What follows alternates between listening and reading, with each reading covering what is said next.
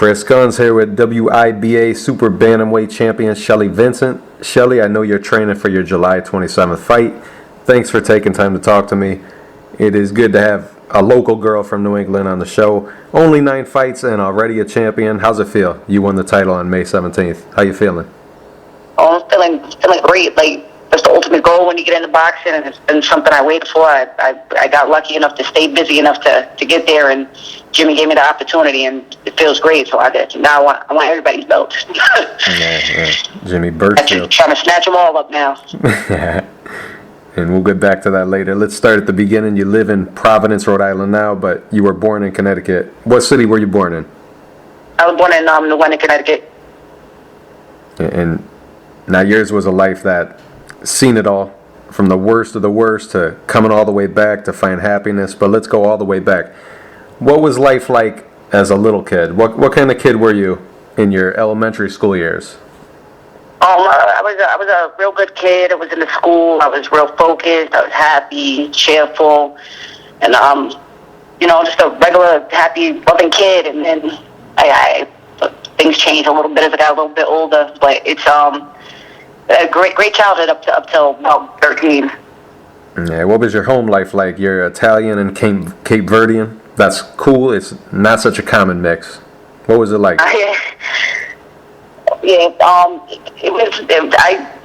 My time at home, it was like mixed. Everything was great with my mother, my stepfather, who I was raised with my stepfather.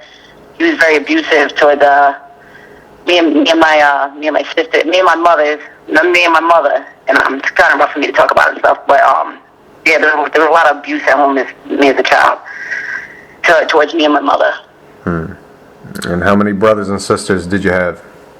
I have 2 sisters, same mother, different father, and I have a brother in Vegas, but I don't know him.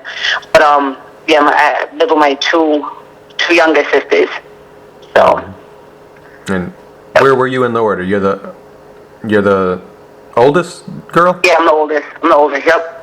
And were you always into sports growing up, or did you like playing with dolls? I can't picture that, but nah. Nah. Oh yeah, I was always a little tomboy. Like, if you look at my baby pictures, it's crazy. I was like looking at them the other day. I'm on like a BMX and I'm wearing Nike cleats. But and then I remember one time my mother sent me to school in a dress. I don't want to wear the dress. I want to wear my Jordans. So I stuck my Jordans in the bag, and when I got to school, I'm wearing a dress with my Jordans. Just crazy. I was a mess. And there's a lot of things that normally I'd rather someone else bring up before I ask about it, but you're pretty open about your life, and you use all your experiences that you went through to be where you're at today. You do a lot in the community, and I know you feel pretty comfortable talking about it for the most part, but take me back to the beginning of your teenage years. You're 13 years old. Something that defined your life for a while happened. It was something that could ruin a lot of people, and it seemed like it could ruin you for a while, but just talk about what happened as much as you want to talk about it, and feel free to tell me when to shut up at any time, and I have a feeling that you would if you wanted me to shut up. But just go ahead and talk about it. You're 13 years old. What happened to you? I was late 13, and I was raped by my mother's boyfriend at the time, and it was something that happened a couple times, and I was so young, and I didn't really, I was embarrassed about what the kids would think about at school. I didn't want to hurt my mother's feelings because she was abused before, and life was really tough for me and my mother. So I kind of held that in for a minute because I was ashamed and embarrassed. But then when I started hiding, then he tried to come forward and do it to my sister. So that's when I came forward and told everybody. And I recently started talking to kids and stuff at school about it because I feel like I could save somebody's life and change somebody from the path that I went down early before it's too late. Because all I ever was looking for was somebody to, I just wish I had somebody to talk to. Yeah. Did you know this guy really well, and did you trust him? Yeah. Yep. He was Dad and my mom was with for a while. They were real serious. He was pretty much raising me. But I guess that's what he did. Is he sucked me in, made me trust him, and then I guess that's how they try to lure them all in, get your trust, your kid, and it was my mother's boyfriend, so I know him very well. Yeah. How did it change? He was a correctional officer too, so usually, people in that profession and stuff, you feel like you could trust them, especially being a kid. They're people in uniform, Yeah, those are the people that you go to protect you from things like that. And when it happens, mother was a correctional officer also, so yeah. Wow. So that was that. How did going through that change you immediately? Not even so much in the long term, but what did it do to you directly after? It's like a robbery of your innocence, and not just sexually, but by the way you just perceive people who you're supposed to trust, people who you're supposed to go to, like I said, and defend you from things like that. How did it change you immediately?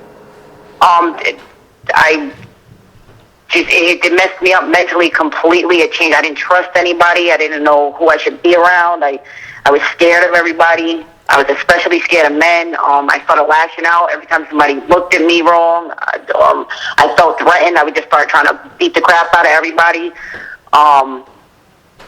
It just really messed me up. Like I still have trust issues. I think I trust maybe Mary, Pete, a couple of my family members. That's it. I mean, I really don't trust anybody. It messed me up. That's something that messes you up for the rest of your life. You just have to try to learn how to deter it out your mind and change it and make it positive, which that's what I'm trying to do now. So, but yeah, it messed me up a lot. Like I'm scared of a lot of stuff. People, like even to this day, like I'm not scared of people. I'm scared of their intentions.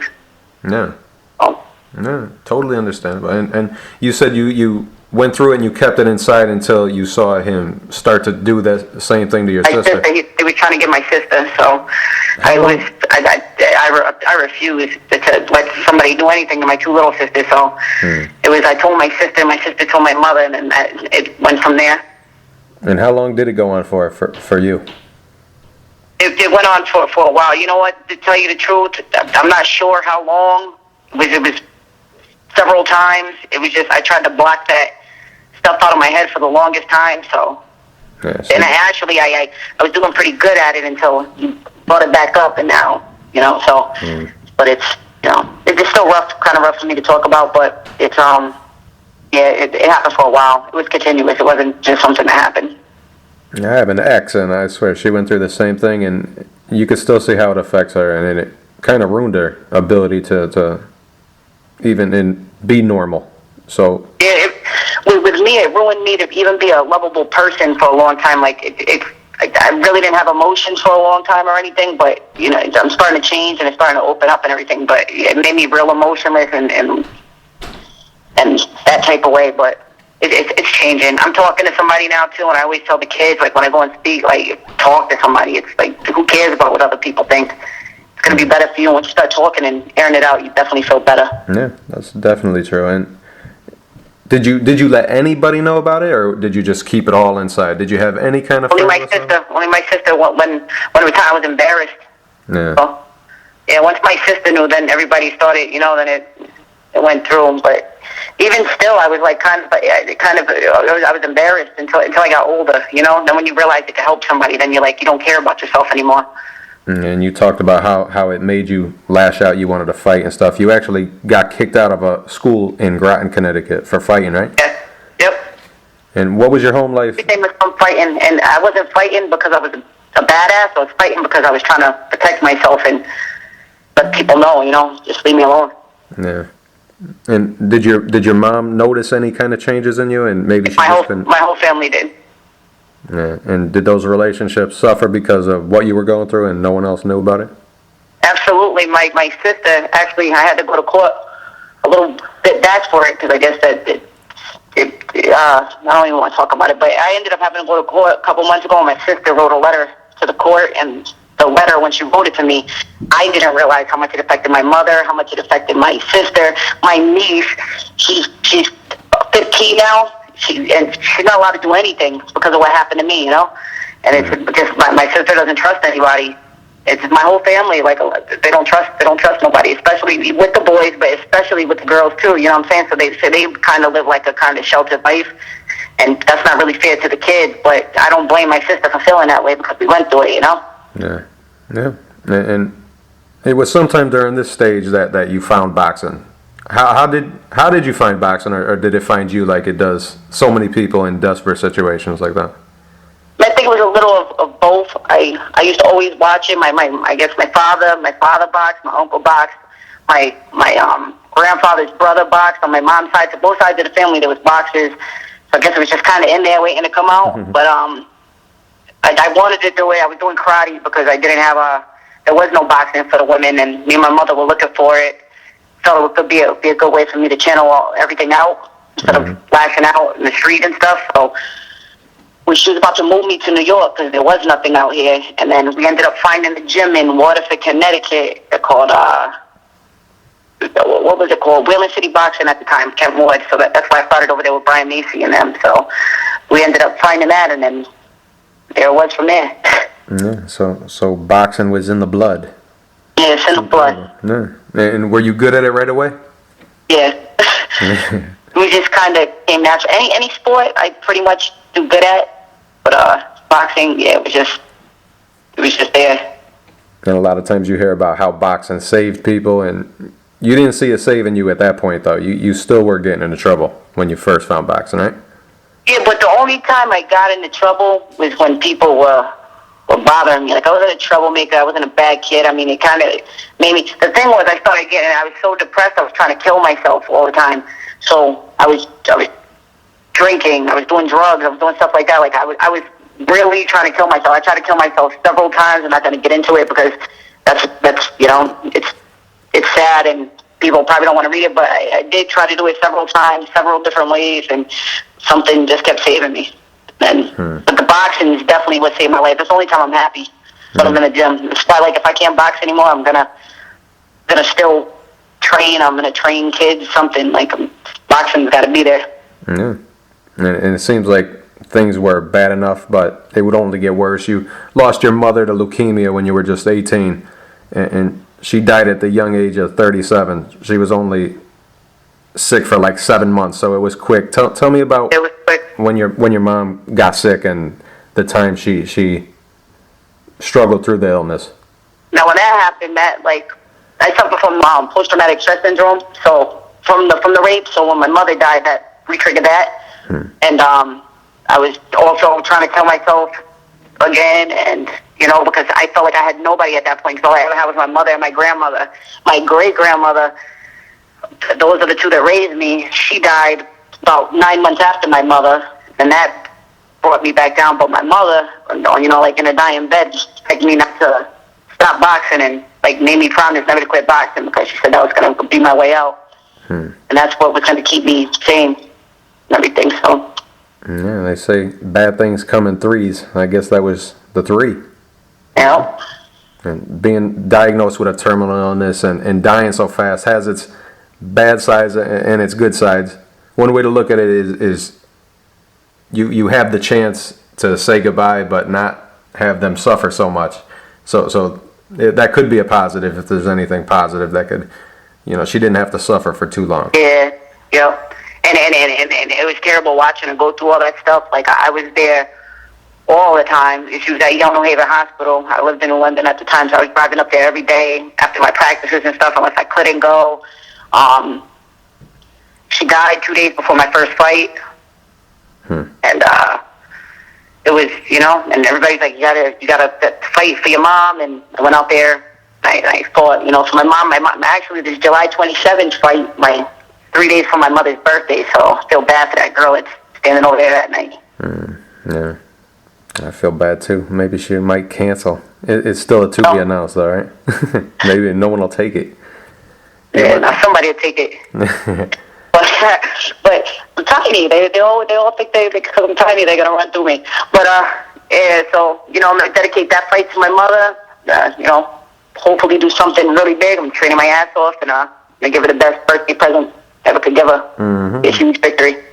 Absolutely. And your mom died at just 37 years old. That's only 3 years older than you are now, right? Are you 34? Yep. You're 34. That scares me all the time. Yeah. So you think about that.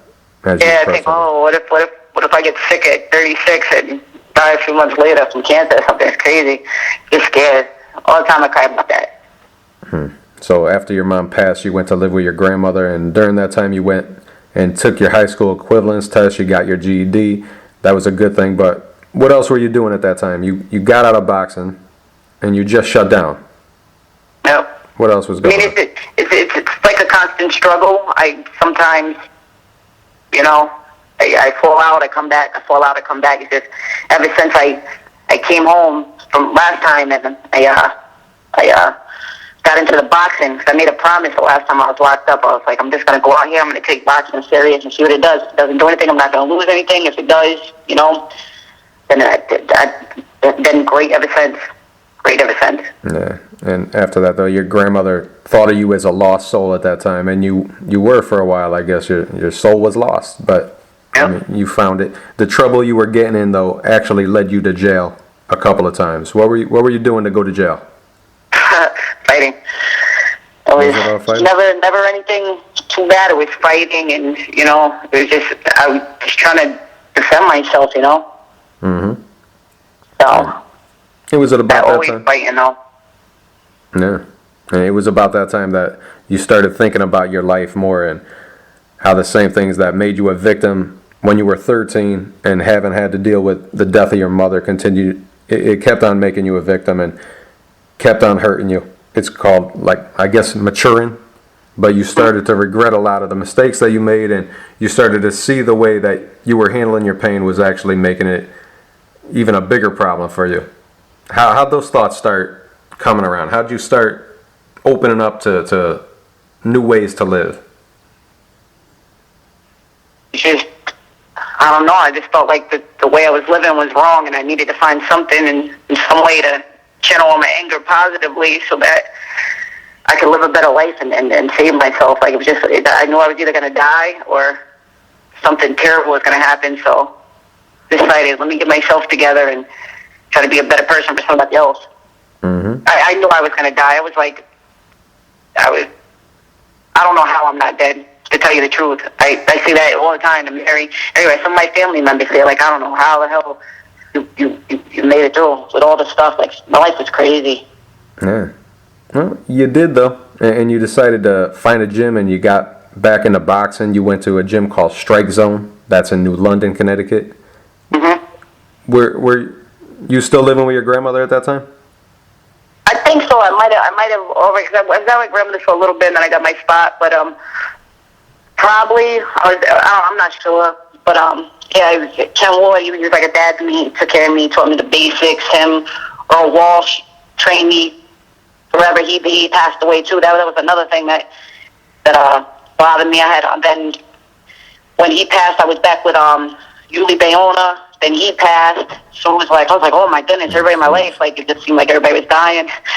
And then, so that was what brought me in and out. But yeah, I started over there, and it was time for me to go, because that was great for amateurs and learning the basics, but to take it serious, I had to move out and over. Part of it was to start over and be around different people, because you're around negative people, the same negative people, they're just going to keep dragging you down. So I felt like I should start over new. So I came out here, fought a fight with Kurt Reeder, and then went over there with Peter Manfredo. And Peter Manfredo, I love him to death. He's the best male I've ever had in my life, and he cares about me as much as I care about him. And he changed my game. He changed my life. He teach me how to be a better person in and out the ring. And I owe a lot to Peter. If I ever didn't train with Peter, I would just stop boxing. Mm-hmm. And you had 15 fights as an amateur. You go 11-4, and you won the National Golden Gloves Championship. How'd that feel? That felt amazing, because I was pretty much training myself before I came down here to Rhode Island. I was at the gym, but they wasn't really working with me a lot in Connecticut, so I was kind of doing my own thing. So I had a little rough spot. I lost 3 fights. I said, I'm going to come out here. I started coming out here. I was training with Kurt Reeder at that time, and over there with Jamie Clampett. She's the one that pulled me back in pretty much. And I said, well, if I win this, I got to win this if I want to take it to the next level. So I worked my ass off, and that was an amazing feeling. Mm-hmm. At that time, that's your only goal. I look back and be like, oh, I can't believe that was my only goal. And my goal was to get a pro belt, and I got my first pro belt, and I want 5, 6 more. Mm-hmm. Yeah, it's amazing. And women's boxing's gaining a lot of momentum in some ways. Not so much in America, but in other parts of the world, like Mexico. It's really big now. Huge. Yeah. A lot of women who are pro now had lots of amateur fights, and a long amateur career. 2012 was the first time women competed in the Olympics. How you feel about where women's boxing is now? I mean, it's definitely picked up from where it was, but we need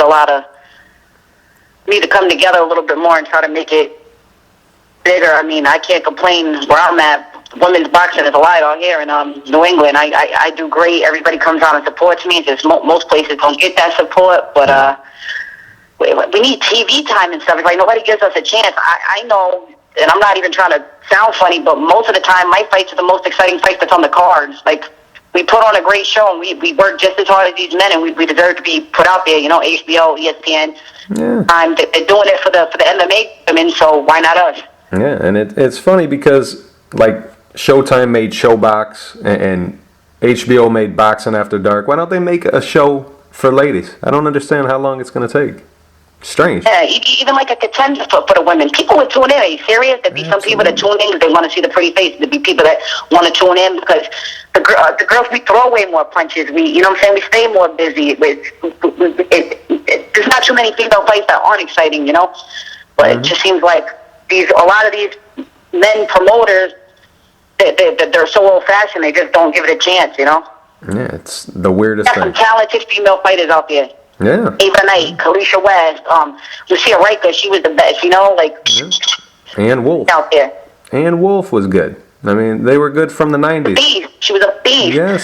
Yes. I don't know what's taking so long. And the only medal we got was from a female getting gold medals in the gold medal in the Olympics. We went to when we represented for that. The men didn't do that great at all. It's bizarre. You know what I'm saying? Clarissa went out there and did a thing. I mean, everybody. I mean, it's a beautiful thing. Hopefully we get more exposure this time. And then it's funny because they look at Mexican guys like they're chauvinistic, but that's where the ladies have to go to be accepted. They're accepting over there. I don't know how long it's going to take for America to do it, but it's bizarre. Yeah. So how did you decide to turn pro when you did? It was time. I was like, I went to nationals. I was planning to win. I had no doubt in my mind that I wouldn't win. And I just went over there. I did my thing, and I said, hey, it's time to go pro. You know, I'm older. I know I look like a baby. Yeah. I'm older, and I felt like it was now or never. And I said, I'm just gonna give it my all, and came out here, and here it is, 9-0. Mm-hmm. You remember who you fought in your first fight and what the result was? Karen Doolin, and it was a unanimous decision. That was kind of rough. That was a good friend of mine. We shared the same coach at one time, Earl Wall, so we know each other real well. Both from Connecticut, so, I mean, that was a little rough, but you got to do what you got to do sometimes. And you fought her the second time, too, and this time you had Peter Manfredo for the first time in your corner. Was that the first time you hooked up with Peter, or did you hook up with him beforehand?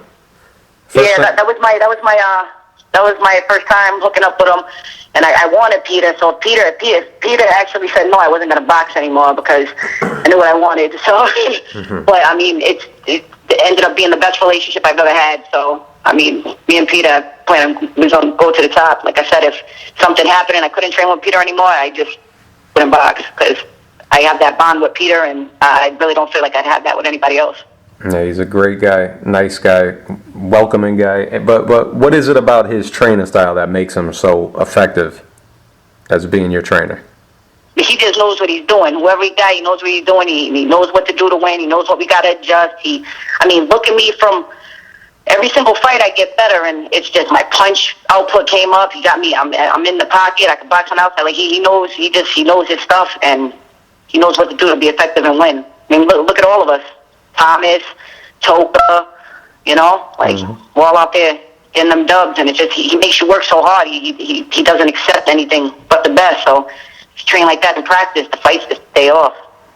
Yeah. What's the difference? That was only your second pro fight. What was the difference with how much did you like fighting without headgear as opposed to? I loved it. I always wanted to fight without a headgear. I always felt like I had more of a pro style. I never really had that amateur style, so I couldn't wait to fight without the headgear. Yeah, and your first fight with Peter. Yeah, I've been pistol whipped. People's hands don't scare me. Wow, you got pistol whipped before. Jeez. I've been stabbed. My life was crazy. Yeah. My God, I didn't know you got stabbed. Yeah, I've been stabbed like 3 times. So, Yep. So yeah. So when we get in there that night, that's why it's like you're fighting my mother. You're fighting the guy that raped me. You know what I'm saying? I'm fighting for all the kids that've been abused. I'm fighting for people that've been raped. Like, we just dancing that night. I've had so much bad stuff happen to me. Like, what's the worst that girl could do? Yeah. Got pistol whipped, stabbed. What could a gloved hand do? Right. You know. Too much. I mean, we know that the gloves can do something, but it's just like in the back of your mind, you're thinking, I've been through all that, so why would I be scared of that, you know? Yeah. You know, I know it takes one punch, but you can't go in there with that attitude. And you didn't have many amateur fights, so you're kind of learning as you go in the pro ranks too, and you hook up with Peter, and in just your second pro fight, you're already on ESPN. Yeah. And you're having that rematch with Karen Doolin on ESPN too. How much did that add to the pressure of everything that you were dealing with? Just your so early in your career, could be so nerve-wracking.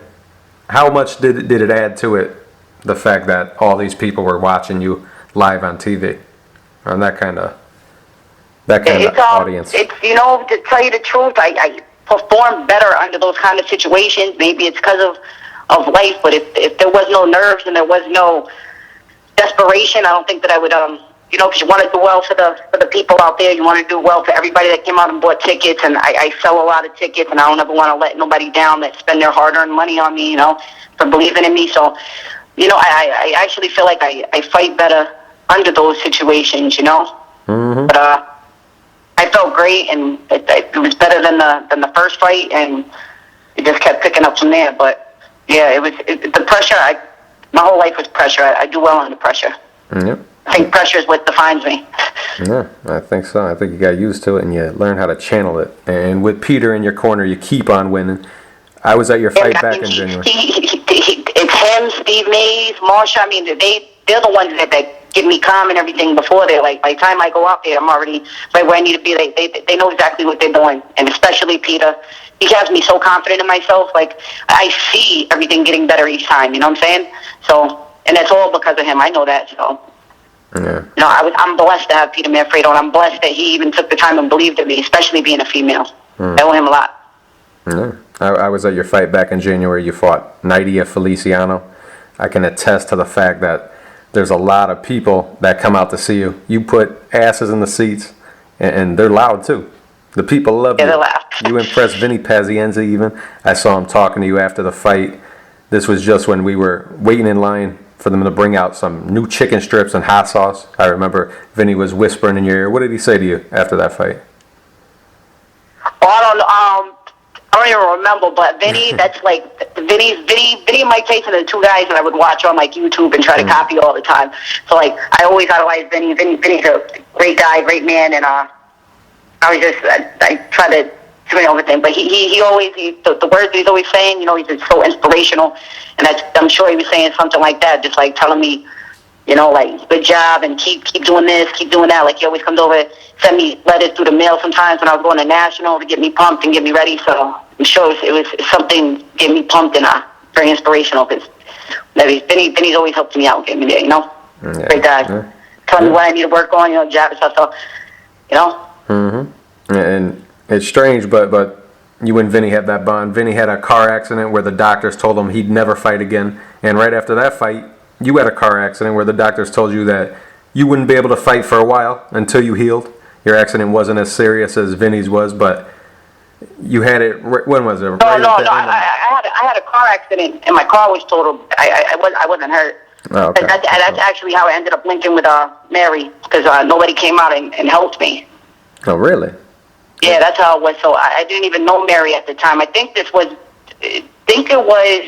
my second or third fight, and my car was totaled. Nobody came out to help me. Mary didn't even know. She knew me because I worked at I did a fight, and it was part of her gym at the time that was putting it together over at Strike and Beauty. So she was going to come out and get me from like the state over.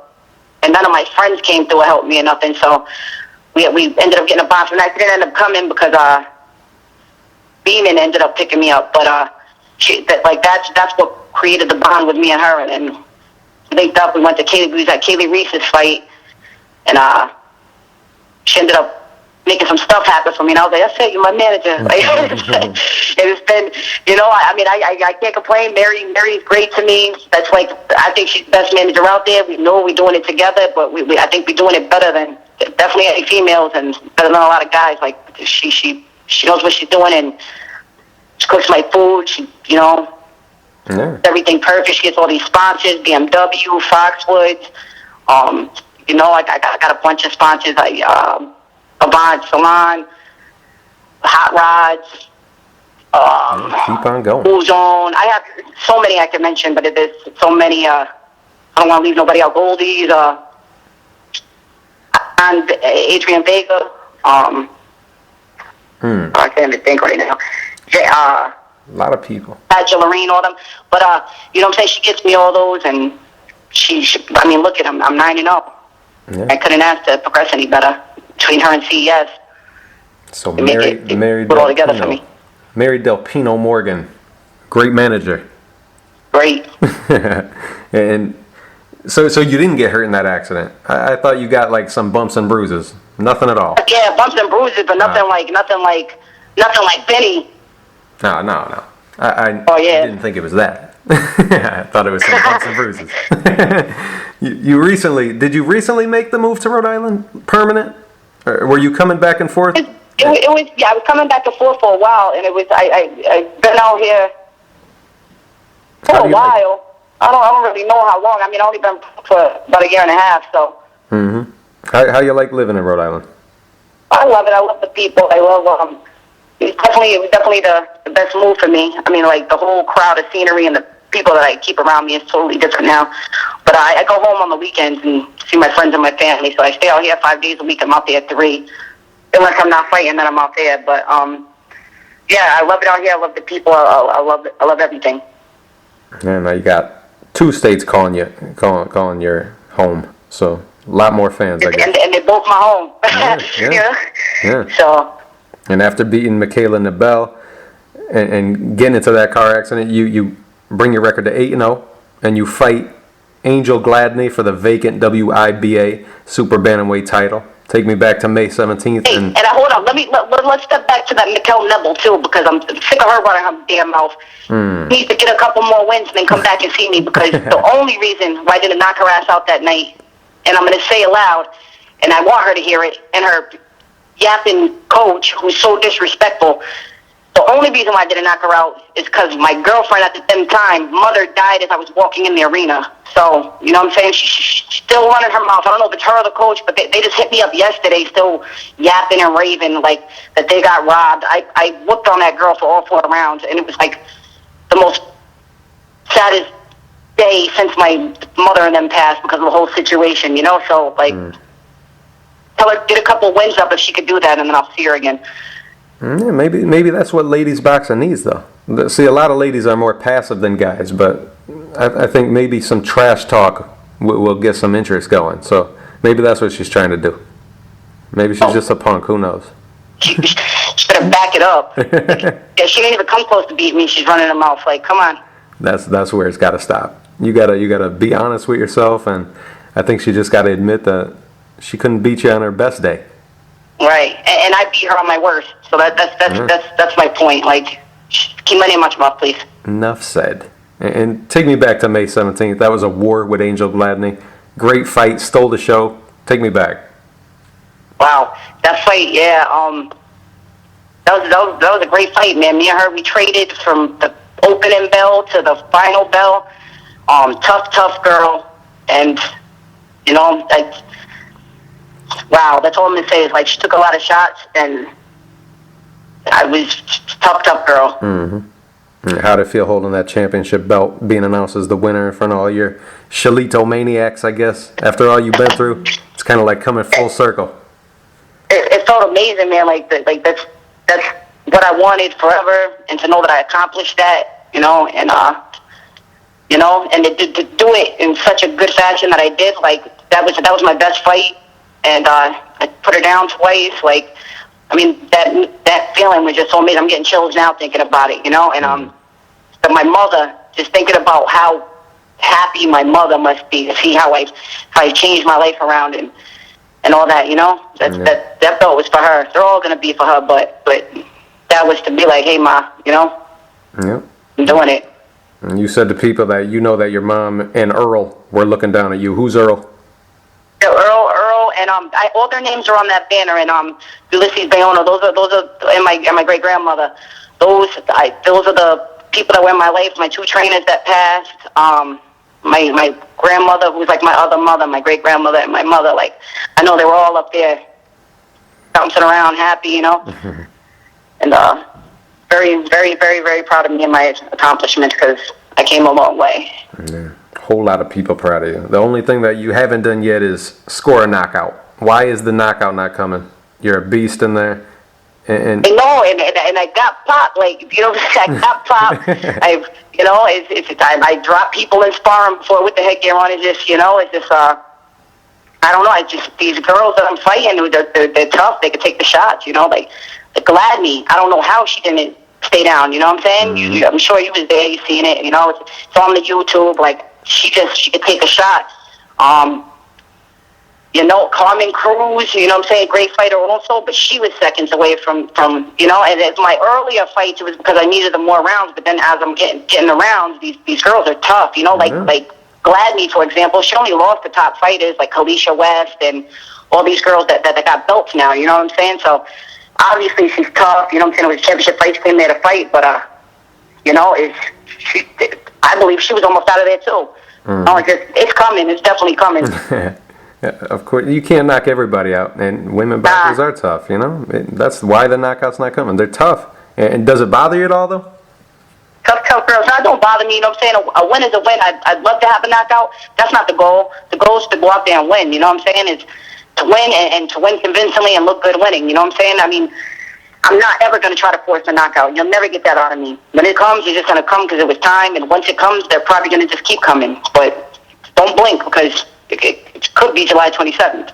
And what do you have to work on? No matter how good you get, there's always room for improvement. What are you working on improving right now so you could keep turning back the challenges as a champion? We're constantly working on everything. You know, whatever Pete picks at that time, that's what we're working on. But it's always everything all together constantly. All we want to do is learn and keep building, you know. I'm sitting down on the punches. My body shots are great, you know what I'm saying? Always constantly trying to pick up punch output, you know what I'm saying? And the conditioning, you know, can't ever be in top, you know, you can always get a little bit better. So we're always working on everything. And there's a lot of big name women in and around your weight class. We mentioned some. You mentioned Ava Knight, Kalisha West, Melissa McMorrow. There's Mariana Juarez, big money fight there. Who do you want? Do you want anybody, or do you want to just? I mean, I want whatever. I just want to fight. So whoever's there, we fighting. You know. I go by the guidance of Jimmy, and whatever CS says, that's what we do between him and Mary. You know. So it's like, Kalisha. I mean, that would be a great fight. I'd love to fight Kalisha.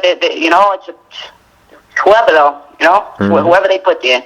And it's just, you know what I'm saying? Like I said, I don't have the experience that all these girls have either, and I'm still ready and willing to fight. All the girls I fought had way more fights than me, you know? So I'm trying to pick it up, you know what I'm saying? I'm not one of them people, I'm the best. And I'm trying to go out there, and, you know, I guess I am trying to prove a point, but I'm also trying to be smart about it, too. You know, I only had 15 fights as an amateur. This is going to be my 10th fight as a pro. Like, I really don't have the experience that these girls have. So, I just, you know, got to be smart and do it right. Yeah, I trust in my team and my manager to know that they're going to make the right move, so I just do whatever they say. Yeah, and that's what your job is, just to fight and let them put you in the ring with who they want to. But, of course, you want to get in the ring one day with these ladies, but you're going to have to win your next fight coming up July 27th at Twin River Event Center in Lincoln, Rhode Island.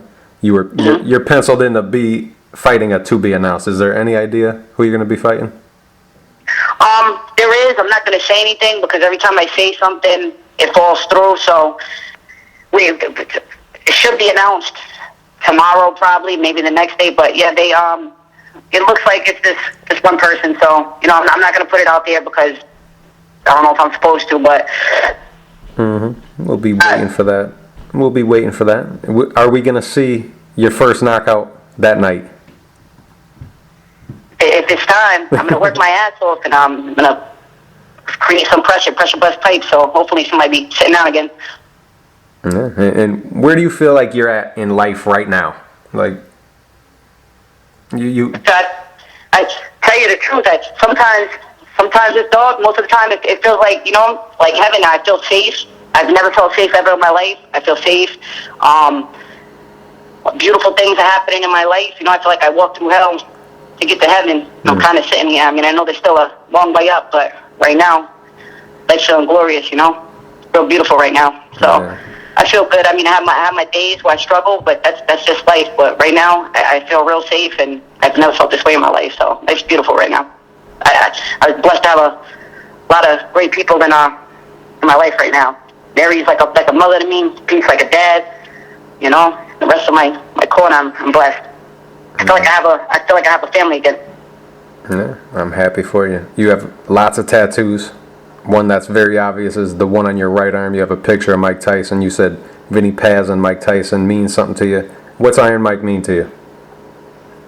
I mean, just what they do in the ring. You know what I'm saying? They were little guys. They was going in there. They was beating up. They was, the head movement, the thought process of how to get in there and how to beat the odds and come out and win. And what I'm saying? Even Tyson, look at him. He changed his whole life around. Vinny, great guy, inspirational. So that's what they mean to me. But like what they did in the ring, I mean, it speaks for itself. And little guys, great head movement, all that. Like I try to copy and mirror them. So. How many tattoos you got? Wow, I don't know. I got a lot. I got the Cassius Clay on my back though. You done Cassius Clay picking up like half of my back. That went dope. So do a collage of all the boxes on my back. So I'm gonna get Vinny on there. We're gonna get Rocky. A bunch of them guys. Just a mural on your back. Might throw myself in there with my tongue sticking out like, hey, no. but yeah, I'm gonna do the whole back of all the guys. So. I just wanted to ask you about a few important things. There are things that are important to you. Of course, you carry the love that you have for your mother who died from leukemia, and because of that, you try to raise money for cancer research. That's an important thing to you. Lots of people don't know where to send a check to but they want to donate. So where do they send their check to? Well, look, this is what I'm doing. I usually my victory parties. I usually throw those, and whatever money we make at the door, I would give to either leukemia, breast cancer, or the Haymakers for Hope. But if you guys want to send a check to some cancer, and I would do it right over to Haymakers for Hope, and that's for what they do is it's the Jimmy Fund and the Dana-Farber Fund, and it was a friend of mine. She beat the lymph node cancer, and now she throws these fights every year in Boston, and 100% of the proceeds she gives to those two funds. And now she actually branched on and is doing it in New York. So I mean, she's an amazing woman. It's a great cause. That's what I was doing. My last two parties, we didn't do it. We just didn't do anything at the door. So I'm actually, me and a friend of mine was actually talking about doing something like that today, like help Shelito fight cancer. I'm gonna put boxes everywhere and do it like that. 'Cause I feel like that's my way to give back to my mom. She died from cancer. So yeah, it's so cool how you give yourself so much and deal with it through deal with all the stuff that you went through by helping people, and you do so much. You volunteer for the Special Olympics. You back children's reading programs. You're involved with the World Boxing Cares, that's the WBC, which is trying to prevent and stop bullying. And the Nonviolence Project. You even received a proclamation from the mayor of New London, and you spoke at the city's Hope Week conference on effective leadership. And that inspired the public donation of tickets to underprivileged 8th graders so that they can attend your fight and see what they can do if they dedicate themselves. Walk me out to the ring also, because I feel like those kids signify who I am and where I came from, and which can come. So, yeah, everything I do is for kids and for cancer, and it makes me feel better, and especially for those kids, man. I know that I could save some of them kids' lives, and I feel like I'm going to be that person for them that I wish I had for me, Yeah, and there's always a kid somewhere going through exactly what you went through. If they're listening now, if someone's listening right now, what's your advice to them? You gotta talk to somebody. you got to find somewhere to channel it and let it all out. You got to find something you love and just do it. But most importantly is talk to somebody, and you got to go about it the right way. Because I did it all the wrong starting out, and you don't just, I'm on Facebook, Shelly Shelito's Way Vincent, you know, hit me up. I'm here. I'll talk to anybody any time of the night. Kids hit me up all the time on my inboxes. I give some of them my number, you know, like if you're feeling any type of way, you got to get it out, and talking's the best way. You can't lash out and do all that negative stuff, so definitely talk to somebody. Mm-hmm. And that's just awesome. I mean, are you on Twitter too? Because doing all the things you're doing, your fans are only going to multiply. Are you on Twitter too? Yeah, Instagram, Shelito's Way, all of it's on Shelito's Way. You were quoted once as saying that you don't want to be good, you want to be great. Want to be great, yep. When I hear fighters say that, it makes me want to watch that fighter. I want to see you dare to be great, Shelly Vincent. I want to see you get there. Thanks for talking to me today. Finally, appreciate it. Thank you, my man. Thank you. All right, I'll see you at the fight night. Good luck. Yes, Hope you get that knockout. Thank you, man.